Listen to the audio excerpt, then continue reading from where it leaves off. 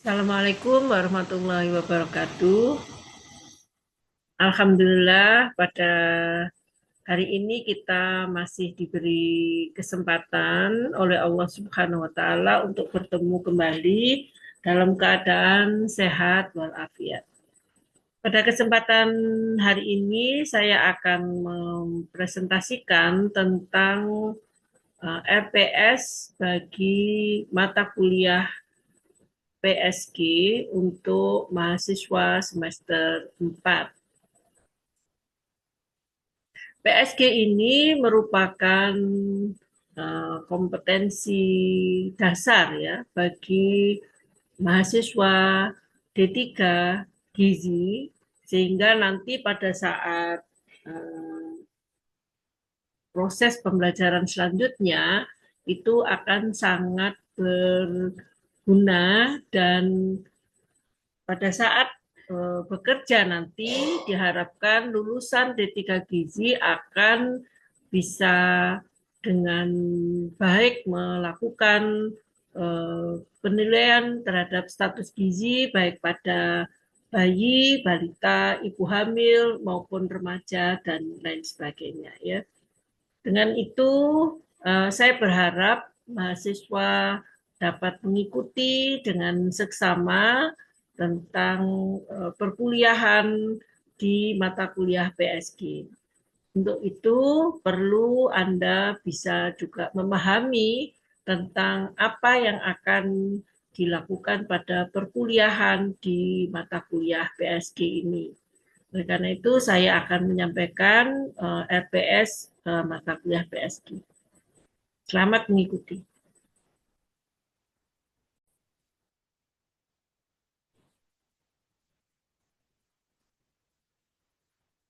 Baik, saya akan share kepada kita semua tentang RPS mata kuliah penilaian status gizi atau biasa kita singkat PSG. PSG ini ya, kode mata kuliahnya GZ 15022 1520424 ya. Dengan mata kuliah PSG atau penilaian status gizi, bobot perkuliahannya adalah 2 SKS dan ini teori semua ya. Dan ini merupakan mata kuliah wajib ya dengan persyaratan ilmu gizi dasar. Jadi mereka yang belum lulus mata kuliah ilmu gizi dasar maka tidak bisa mengikuti mata kuliah ini. Dosen pengembang RPS-nya ada 4, yaitu saya sendiri, kemudian Pak Fahmi Hafid, SGZ MKes, kemudian Bu Dr. Ine Susanti, Sarjana Sosial, Sarjana Sains, dan Magister Kesehatan. Kemudian Ibu Atika Nuswantari, Sarjana Sains Terapan, dan Magister Gizi. RPS ini telah disahkan oleh Bapak Kajur, yaitu Bapak Taufikur Rahman, SKM Magister Public Health. Capaian pembelajaran, jadi CPL, capaian pembelajaran pada prodi yang dibebankan pada MKN mata kuliah ini adalah ada 2, yaitu CPL 1 dan CPL 2. CPL 1 mampu melaksanakan pelayanan asuhan gizi pada teori penilaian status gizi dengan berbagai metode penilaian seperti antropometri, biokimia, dan dietetik digunakan sebagai dasar untuk merancang intervensi gizi yang tepat dan terukur, sehingga dapat meningkatkan status kesehatan dan gizi individu maupun kelompok. CPL 2 mampu melaksanakan program gizi masyarakat dirancang berdasarkan teori penilaian status gizi dengan menggunakan data dari penilaian status gizi. Program ini dapat difokuskan pada intervensi yang spesifik dan efektif untuk meningkatkan status gizi dan kesehatan masyarakat secara keseluruhan. Mata kuliah PSG ini sesuai dengan jumlah pertemuannya, ada 14 kali pertemuan. Jadi ada CPMK 1 ya, capaian pembelajaran mata kuliah yang pertama Mahasiswa mampu memahami dan menjelaskan pertumbuhan dan perkembangan. Kemudian yang kedua, mahasiswa mampu dan memahami dan menjelaskan penilaian status gizi. Yang ketiga, mahasiswa mampu memahami dan menjelaskan standar baku rujukan pertumbuhan. Keempat, mahasiswa mampu memahami dan menjelaskan pengkajian status gizi secara antropometri dengan parameter antropometri. Kemudian yang kelima, mahasiswa mampu memahami dan menjelaskan pengkajian status gizi secara antropometri dengan parameter TLBK dan komposisi tubuh. Yang keenam, mahasiswa mampu memahami dan menjelaskan indikator penilaian antropometri dengan parameter antropometri lagi. Kemudian mahasiswa mampu memahami dan menjelaskan indikator penilaian antropometri dengan parameter TLBK dan komposisi tubuh. Jadi ini maksudnya antropometri dengan parameter antropometri itu 2 kali tatap muka, kemudian antropometri dengan parameter TLBK dan komposisi tubuh itu 2 kali pertemuan. Kemudian mahasiswa mampu memahami dan menjelaskan indikator pemantauan pertumbuhan, ya. Kemudian mahasiswa mampu memahami dan menjelaskan pengendalian kualitas data pengukuran antropometri, ya. Masih dengan antropometri. Kemudian CPMK 10, mahasiswa mampu memahami dan menjelaskan pengkajian status gizi secara biokimia. Kemudian CPMK 11, mahasiswa mampu memahami dan menjelaskan pengkajian status gizi secara fisik dan klinis. Kemudian CPMK 4, mahasiswa mampu memahami dan menjelaskan pengkajian status gizi menggunakan faktor ekologi. Dan yang CPMK 13, mahasiswa mampu memahami dan menjelaskan pengkajian status gizi menggunakan statistik vital.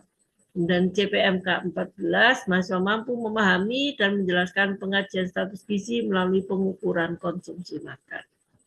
Jadi di sini bobot pemetaan CPLK terhadap CPL terhadap CPMK, di sini sudah ada pembobotannya. Ya. Ya, jadi totalnya adalah 100%. CPL 1 sebagian besar 83% dan CPL 2 di 70%. Deskripsi singkat dari mata kuliah ini adalah ya, mata kuliah PSG membahas metode dan teknik yang digunakan untuk mengukur dan mengevaluasi status gizi individu maupun kelompok. Mahasiswa akan mempelajari berbagai indikator gizi seperti antropometri, biokimia, klinis, dan dietetik, serta bagaimana mempresentasikan data tersebut untuk mengidentifikasi masalah gizi dan merancang intervensi yang tepat. Materi pembelajaran ini seperti tadi disampaikan melalui CPMK tadi ada 14 ya, jadi sama isinya. Kemudian ini rujukannya, jadi referensinya silakan nanti ditambah lagi dengan referensi-referensi terbaru yang dimiliki oleh masing-masing dosen dan mahasiswa juga diperkenankan untuk melakukan searching terhadap buku-buku yang baru atau hasil-hasil penelitian yang baru yang berkenaan dengan penilaian status gizi.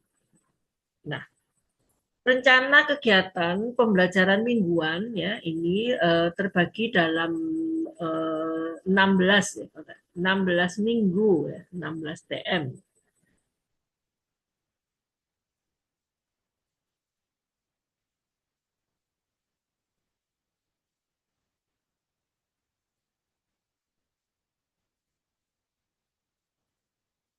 Iya. Totalnya itu 16 karena ada 2 UTS ya. Jadi 14 seperti yang tadi di tengah-tengah, jadi setelah 7 ada UTS, kemudian 7 lagi ada UAS. Ya, jadi baik, saya akan menjelaskan membacakan ya tepatnya karena ini kan sudah tertulis ya. Tapi boleh juga disebut menjelaskan. Jadi di TM1 ini tanggal untuk kelas A ada 13 Januari, kemudian kelas B 14 Januari. Jadi nanti kelas A maupun kelas B silakan disesuaikan lagi dengan jadwal yang sudah ditetapkan oleh bagian akademik. Jadi kalau misalnya nanti tanggal yang tertulis di sini ternyata ada tanggal merah, ya jadi Anda sesuaikan. Atau bisa diganti dengan hari lain. Misalnya Anda harus komunikasi, koordinasi lagi dengan dosen yang bersangkutan, yang terjadwal, agar bisa mengisi di hari lain supaya tidak hilang di pertemuan yang dimaksud begitu ya. Nah, di sini seperti tertulis di sini, jadi ada di TM1 itu ada pokok bahasanya adalah RPS, kontrak perkuliahan, pertumbuhan dan perkembangan. Jadi ada kontrak perkuliahannya, ya, jadi ini ya.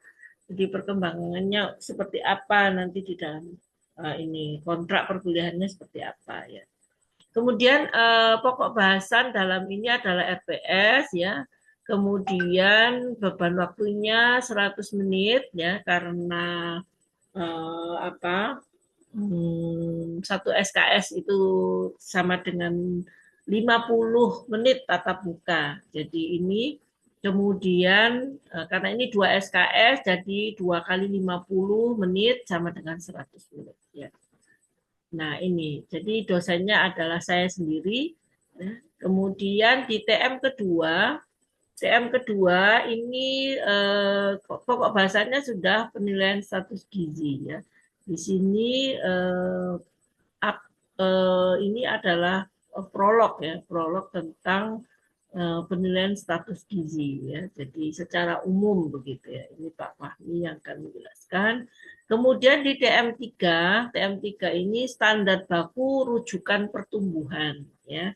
Rujukan apa yang digunakan ya? Jadi banyak ya ada menggunakan mungkin WHO atau menggunakan eh, apa ya?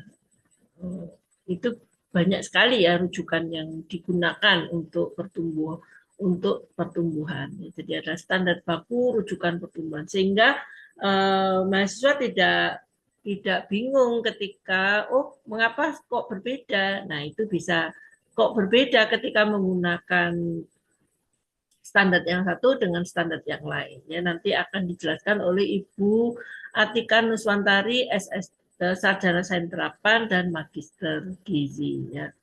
Kemudian pada TM4 ya, TM4 di sini ada saya sendiri yang akan mengasuh, kemudian isinya adalah materi perkuliahan ini adalah pengkajian status gizi secara antropometri dengan parameter antropometri ya. Ya, oke.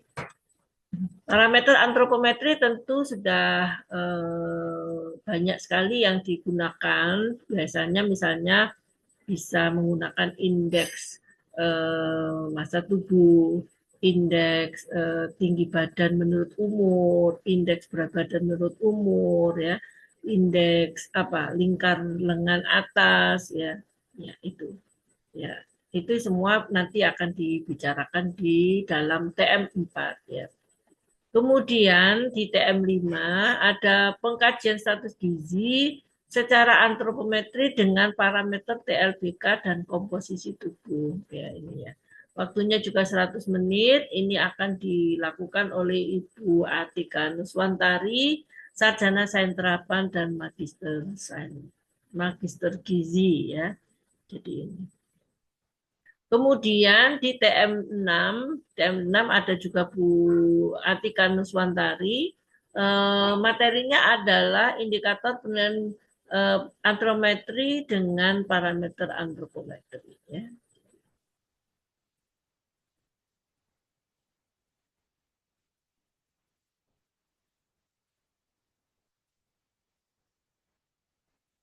Ya.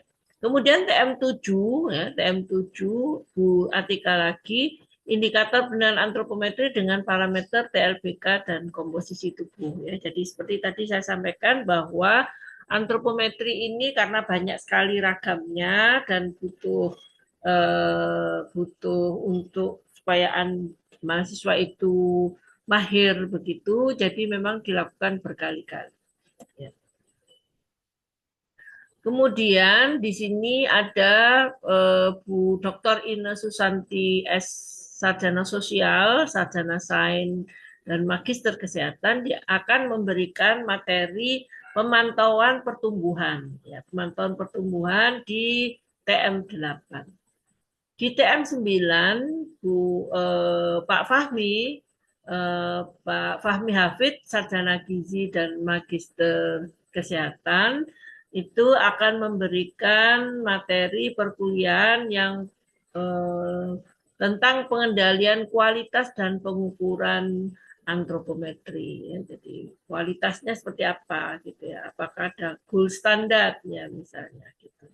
Jadi misalnya ada pengukuran panjang badan ya pada bayi ya. Nah, apa yang digunakan di lapangan, kemudian gold standarnya apa? Nah, itu yang akan dilakukan eh, penjelasannya nanti oleh Bapak Fahmi Hafid, Sarjana Gizi, Magister Kesehatan. Selanjutnya di TM10 ini UAS ya ini ya, UAS ya.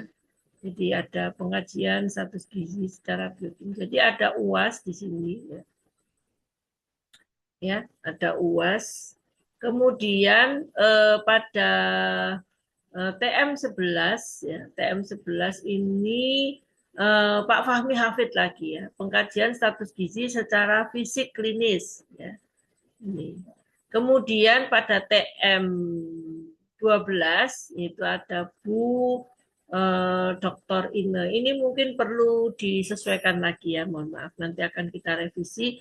Jadi untuk Bu Dr. Ine itu pengkajian status gizi secara biokimia karena beliau SS sarjana sainsnya itu adalah kimia ya. Jadi untuk pengajian status gizi secara biokimia nanti akan dilakukan oleh Ibu Dr. Ine Susanti dan diganti dengan Pak Fahmi itu di pengkajian status gizi menggunakan faktor ekologi ya. Ini Bu Ine Susanti. Coba ini saya enggak bisa ya.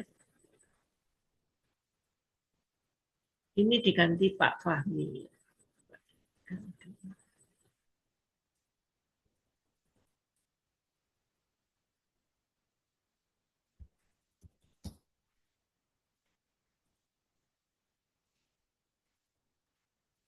Sekalian ya, maaf ya.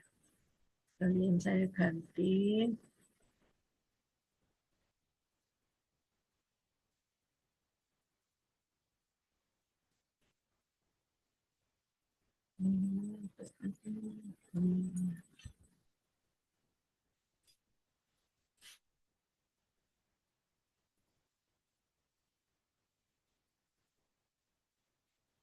Maaf ya. Ini untuk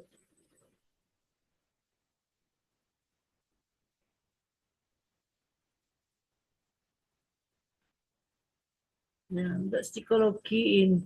Untuk ekologi ini diganti Pak Fahmi.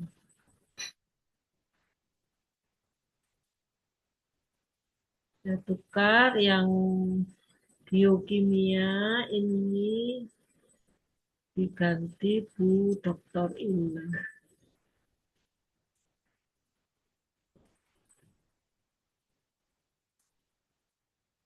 Dr. Ina Susanti. Sementara Pak Fahmi ini akan mengganti posisinya Bu Ina di ekologi.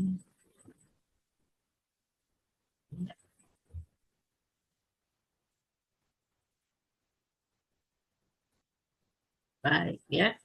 Jadi ini bukan UAS ya, maaf. Ini bukan UAS. Ini tugas. Baik. Jadi itu pembetulan saya. Jadi di TM12 itu nanti, oh maaf saya ulangi, di TM 10 ya, TM 10 ini juga bukan ya. Jadi ini nanti yang akan membawakan adalah Ibu Dr. Ine Susanti ya, selama 2 kali 50 menit. Isinya adalah pengkajian status gizi secara biokimia. Kemudian di TM 11 itu Pak Fahmi Hafid, pengkajian status gizi secara fisik ya. Nah, kemudian selanjutnya Pak Fahmi lagi pengkajian status gizi menggunakan faktor ekologi. Kemudian di TM 13 ya, TM 13 ini saya sendiri yang akan pengkajian status gizi menurut dengan menggunakan statistik vital. Apa itu statistik vital? Ya, statistik vital itu nanti akan saya jelaskan lebih detail ya di mata kuliahnya. Jadi statistik vital itu ada eh, angka angka kesuburan, ya, angka kematian, angka kesakitan, ya, dan lain sebagainya. Ya. Kemudian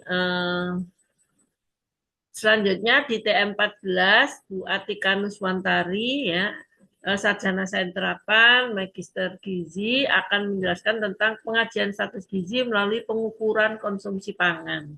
Ya, di sini itu ada SQFFQ, FFQ, kemudian ada recall dan lain sebagainya itu di dalam sini ada nanti ya.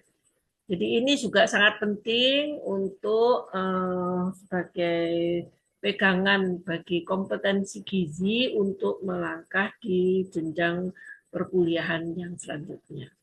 Kemudian setelah itu UAS ya. Jadi ada UAS sehingga saya berharap mahasiswa nanti akan bisa menyelesaikan mata kuliah ini dengan baik karena PSG ini merupakan kompetensi dasar ya untuk lulusan D3 Gizi untuk melaksanakan semua tugas-tugasnya terutama setelah nanti lulus begitu ya.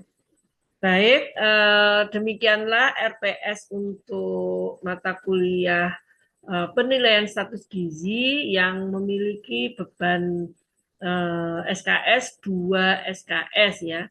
Harapan saya dengan adanya RPS ini perkuliahan menjadi lebih terarah jalannya sehingga PJ mata kuliah ini dapat mempedomani RPS ini dalam memandu perkuliahan nantinya. Ya. Jika ada pertanyaan, silakan nanti ditanyakan di sini, ditulis di kolom komentar, atau boleh ditanyakan melalui WA ke saya. Terima kasih. Mudah-mudahan mahasiswa diberi oleh Allah kemudahan dalam menuntut ilmu dan mudah-mudahan Allah juga melimpahkan kesehatan, kemudian kesabaran dan kejernihan pikir pada para dosen untuk memandu proses pembelajaran pada perkuliahan di mata kuliah penilaian status gizi di semester 2 ini ya. Terima kasih atas perhatiannya. Assalamualaikum warahmatullahi wabarakatuh.